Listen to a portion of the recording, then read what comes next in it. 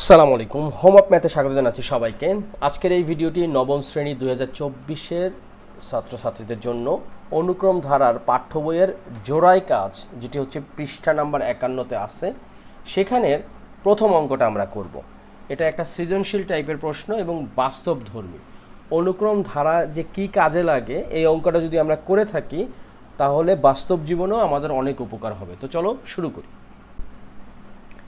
এখানে লেখা আছে যে ধরো তুমি একটি চাকরি পেয়েছো, তুমি তোমার বেতন থেকে প্রথম মাসে 1200 টাকা সঞ্চয় করলে এবং পরবর্তী মাসে এর পূর্ববর্তী মাসের তুলনায় 100 টাকা বেশি সঞ্চয় করতে থাকবে। খেয়াল করে দেখো, এখানে কিন্তু যে লেখাটা আছে যে প্রথম কথা হলো আমি চাকরি পেলাম, ওকে, এরপর প্রথম মাসে আমি 1200 টাকা সঞ্চয় করলাম এবং পরবর্তী মাসে পূর্ববর্তী মাসের তুলনায় 100 টাকা বেশি সঞ্চয় করতে থাকবে। অর্থাৎ লক্ষ্য করো,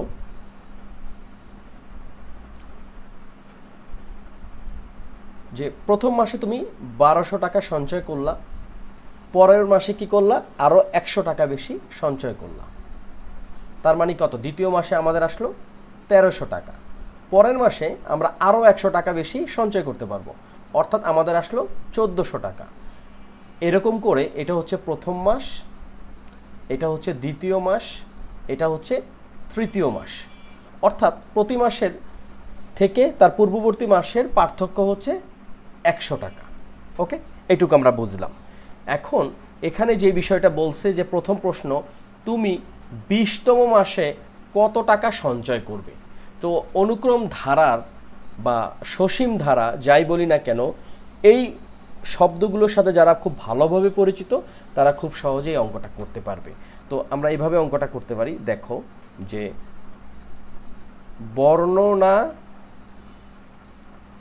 হতে আমরা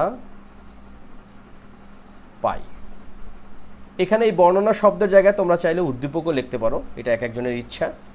যে বর্ণনা হতে আমরা পাই সেটা কি?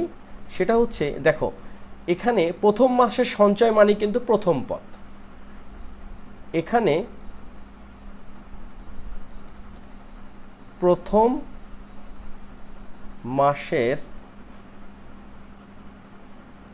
সঞ্চয় বা প্রথম পদ, এই প্রথম পদকে আমরা কি দ্বারা প্রকাশ করি? এ দ্বারা প্রকাশ করি। কত টাকা? 1200 টাকা। অঙ্ক বুঝলে অর্ধেক অঙ্ক কিন্তু হয়ে যায়। পরবর্তী মাসের এর পূর্ববর্তী মাসের তুলনায় 100 টাকা বেশি সঞ্চয় করতে থাকবে, অর্থাৎ এটা দ্বারা আমরা কি বুঝতে পারি? সাধারণ অন্তর। এটা কি ডি দ্বারা প্রকাশ করা হয়, সেটা কত? 100 টাকা। এখানে কিন্তু আমরা চাইলে আরেকটা জিনিস অ্যাড করতে পারি, সেটা হচ্ছে যে মাসিক সঞ্চয় পার্থক্য পূর্ব মাসের থেকে, বা আমরা লিখতে পারি কি সাধারণ অন্তর, একই কথা। তো আমাদের কি বলছে যে তুমি 20তম মাসে কত টাকা সঞ্চয় করবে। তো এক্ষেত্রে 20তম মাস কি? 20তম মাস হচ্ছে গিয়ে 20তম পদ। তো আমরা এইভাবে লিখতে পারি যে 20তম মাসের সঞ্চয় বা 20তম পদ কি হবে? আমরা লিখতে পারি a plus n-1 into D, অথবা আমরা এর জায়গায় কত লিখব? এর জায়গায় লিখব হচ্ছে 1200 যোগ n কত? এই যে 20তম পদ লিখব 20 - 1 আর ডি কত? সাধারণ অন্তর 100। তাহলে আমরা কি পাচ্ছি? এখানে পাচ্ছি 1200 যোগ 20-এর থেকে একবার দিলে হচ্ছে 19 গুণ 100। তাহলে কত পাচ্ছি? 1200 যোগ 1900, তাই তো? তাহলে এই দুটাকে যোগ করলে আমরা কত পাচ্ছি? আমরা পাচ্ছি 3100, 3100 টাকা। তাহলে আমরা বলতে পারি যে 20তম মাসে আমি সঞ্চয় করব, আমি লিখতে পারি সুতরাং 20তম মাসে আমি সঞ্চয় করব 3100 টাকা। ওকে, এই হচ্ছে আমাদের প্রথম অংশটুকু। এই ধরনের অঙ্কে যদি 10 মার্ক থাকে তো এইটুকু করলে আমরা কিন্তু 2-এ 2 পেয়ে যাব। তো চলো আমরা পরেরটা করি। আশা করি ক নাম্বারটা আমরা সবাই বুঝতে পারছি। 20তম মাসে আমার সঞ্চয় হবে 3100 টাকা। এখন খ নাম্বারে দেখি লেখা আছে কি। খ নাম্বারে হচ্ছে প্রথম 20 মাসে মোট কত টাকা সঞ্চয় করবে। ক নাম্বারে কি ছিল? 20তম মাসে কত টাকা সঞ্চয় করবে। ব্যাপারটা অনেকের কাছে একটু কনফিউশন মনে হতে পারে। প্রথম মাসে হচ্ছে 1200, দ্বিতীয় মাসে হচ্ছে 1300, তৃতীয় মাসে হচ্ছে 1400, এরকম করতে করতে 20তম মাসে গিয়ে হবে 3100। এখন দ্বিতীয় প্রশ্নটা হচ্ছে যে প্রথম মাস থেকে 20তম মাস পর্যন্ত যদি আমি যোগ করি, বিশাল একটা যোগ করলে মোট কত টাকা সঞ্চয় করবে। তো এক্ষেত্রে আমরা সবাই জানি যে এনতম পদের সমষ্টি, প্রথম এনতম পদের সমষ্টি আমরা যদি এভাবে লিখি, খ নাম্বার, আমরা জানি এনতম পদের সমষ্টি। সেটা কি? সেটা হচ্ছে n ডিভাইডেড 2, তারপরে হচ্ছে 2a plus n-1 into d। তাহলে প্রথম 20 মাসের সমষ্টি, বা আমরা বলতে পারি 20তম না, প্রথম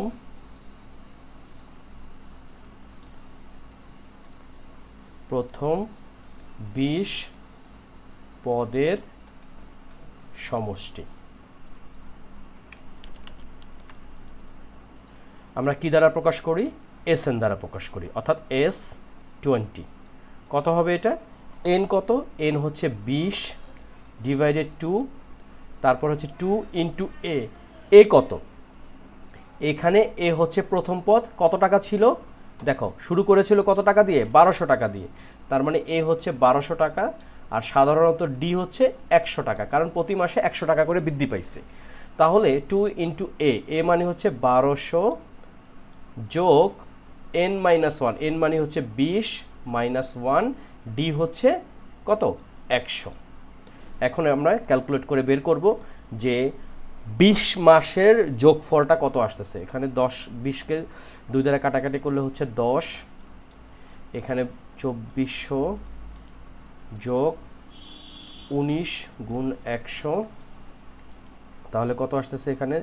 10 গুণ, আর আমরা যদি একটু ক্যালকুলেটরের সহায়তা নেই, যেটা দাঁড়াচ্ছে যে 19 গুণ 100 মানে হচ্ছে 1900, তার সাথে যোগ হলো গিয়ে আমাদের 2400। ওকে, এর সাথে গুণ হচ্ছে আমাদের কত? গুণ হচ্ছে 10। তাহলে মোট যেই টাকাটা আসতেছে আমি একসাথে বসিয়ে দিই, সেটা হলো এখানে 300 অর্থাৎ 43000 এত টাকা। তাহলে আমরা দেখতে পাচ্ছি যে প্রথম 20 মাসে মোট কত টাকা সঞ্চয় করবে। আমরা লিখতে পারি প্রথম 20 মাসে সঞ্চয় 43,000 টাকা। লক্ষ্য করো, জাস্ট একটা সূত্র যদি আমরা জানি অনেক সমস্যার সমাধান আমরা সহজেই করতে পারবো। সেটা হচ্ছে n divided 2 into 2a plus n minus 1 into d। আশা করি ক এবং খ আমরা দুটো অঙ্কই বুঝতে পেরেছি। চলো আমরা গ নাম্বার অঙ্কটা দ্রুত করে ফেলি। গ নাম্বারে যেটা বলছে, কত বছরে তুমি 1,06,200 টাকা সঞ্চয় করতে পারবে। অর্থাৎ এসএনটা এখানে কত, এসএন হচ্ছে গিয়ে 1,06,200 টাকা। তাহলে আমাদের বের করতে হবে কত বছর, অর্থাৎ আমাদের সময়টা বের করতে হবে। তো আমরা এইভাবে লিখতে পারি, এটা হচ্ছে গ নাম্বার, যে এখানে এস এন সমান হচ্ছে 106200, ওকে, বা এস এন মানে কি n ডিভাইডেড 2 তারপরে 2a plus n minus 1 into D equals to কত, 1,06,200।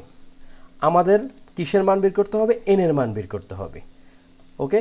তাহলে আমরা এখানে n ডিভাইডেড 2 ইন্টু এর মান কত, এর মান হচ্ছে 1200 টাকা, যোগ n এর মান আমাদের বের করতে হবে n মাইনাস 1, ডি হচ্ছে 100, ইকুয়ালস টু কত, 106200। এরপর আমরা যে কাজটা করব সেটা হচ্ছে, যদি আমরা একটু ভিতরে গুণ করে ফেলি, এই যেটা আসতেছে এই 2 আর 2 কাটা, আবার এই 2 এর সাথে যদি আমরা 100 কাটাকাটি করি তাহলে হবে হচ্ছে 50। একটা লাইন আমি কম করলাম, আমরা লিখতে পারি n, আর এখানে হচ্ছে 1200 যোগ n মাইনাস 1 50, আমরা সেকেন্ড ব্র্যাকেট দিয়ে করতে পারি, ইকুয়ালস টু কত, 106200। এখন আমরা যদি গুণ করি তাহলে আসতেছে এখানে 1200n প্লাস কত আসবে, 50n square minus 50n equals to কত, 106200। এখন আমরা যেটা করতে পারি, এখানে যদি আমরা লিখি একটু সাজিয়ে, 50n স্কোয়ার 1200n থেকে 50n যদি বাদ দিই তাহলে প্লাস যেটা হচ্ছে সেটা হচ্ছে 1150n, আর এখানে যেটা আমরা করতে পারি সেটা হচ্ছে গিয়ে এই 1,06,200কে যদি আমরা পক্ষান্তর করি তাহলে আমরা লিখতে পারি মাইনাস 1,06,200 ইকুয়ালস টু 0। পুরো বিষয়টাকে থেকে যদি আমরা যদি 50 কমন নিয়ে বাদ দেই তাহলে এখানে 50 যদি কমন নিয়ে আমরা লিখতে পারি n স্কোয়ার প্লাস 1150কে যদি আমরা 50 দ্বারা ভাগ করি তাহলে পাবো 23 মাইনাস 1,06,200কে যদি আমরা 50 কমন নিই তাহলে পাবো হচ্ছে 2124 ইকুয়ালস টু কত, 0। তাহলে উভয় পক্ষে 50 দ্বারা যদি আমরা ভাগ করি পাবো n square plus 23n minus 2124 equals to 0। আচ্ছা, এখন দেখো এই যে 2124, এটাকে যদি 2 দ্বারা আমরা ভাগ করি আমরা পাবো 1062, এটাকে যদি আমরা 2 দ্বারা ভাগ করি তাহলে পাবো 531, এটাকে যদি আমরা 2 দ্বারা ভাগ করতে পারবো না, 5 আর 3 8, 8 আর 1 9, অর্থাৎ 9 দ্বারা আমরা ভাগ করতে পারবো, 9 দ্বারা ভাগ করলে আমরা পাবো হচ্ছে 59। 59 একটা মৌলিক সংখ্যা আর যাচ্ছে না, খেয়াল করো, এই হচ্ছে 59 আর এদিকে 9 দুগুণে 18, 18 দুগুণে 36, এই 36-এর থেকে 59 যদি বাদ দেই আমরা কিন্তু 23 পাবো। সুতরাং আমাদের কাজটা কিন্তু মোটামুটি হয়ে গেছে। এখন আমরা কি করতে পারি, আমরা লিখতে পারি অথবা n square plus 59n minus 36n minus হচ্ছে 2124 ইকুয়ালস টু 0। এইখান থেকে যদি আমরা n কমন নিই তাহলে পাচ্ছি n প্লাস 59, আর এখানে মাইনাস যদি কমন নিই 36 তাহলে পাচ্ছি n প্লাস 59 ইকুয়ালস টু হচ্ছে 0। তাহলে কত আসতেছে, n প্লাস 59 আর এদিকে n মাইনাস 36। সুতরাং আমরা বলতে পারি n সমান হচ্ছে মাইনাস 59, এটা কি গ্রহণযোগ্য না, গ্রহণযোগ্য নয়। এর কারণটা কি, এর কারণটা হচ্ছে পদ কখনো ঋণাত্মক হতে পারে না। আর এদিকে কি আসবে, সুতরাং n সমান হচ্ছে 36। দেখো 36 মানে কি, এখানে লক্ষ্য করো যে কত বছরে তুমি মোট 1,06,200 টাকা সঞ্চয় করতে পারবে। এখানে একটা বিষয় বলে রাখি, এই যে n সমান 36 মাস, তাই না? n সমান হচ্ছে 36 মাস, কারণ দেখো এর আগে আমরা 20 মাস বের করছি, 20তম মাস বের করছি। 36 মাস বা আমরা বলতে পারি 3 বারং 36, অর্থাৎ 3 বছর সময় লাগবে 1,06,200 টাকা সঞ্চয় করতে। এখানে একটু জায়গার স্বল্পতা আছে, কিন্তু n সমান 36 বা 3 বছর। তো এই ছিল আজকের জোড়াই কাজ পাঠ্য বই পৃষ্ঠা নাম্বার 51-র প্রথম অঙ্কটা। আমরা ধারাবাহিকভাবে এই 51 নম্বর পেজে 1, 2, 3 এই 3টা অঙ্কই শেষ করব। আজকে আমরা করলাম হচ্ছে 1 নম্বর অঙ্কটি। তোমরা সবাই ভালো থাকো, সুস্থ থাকো, আল্লাহ হাফেজ।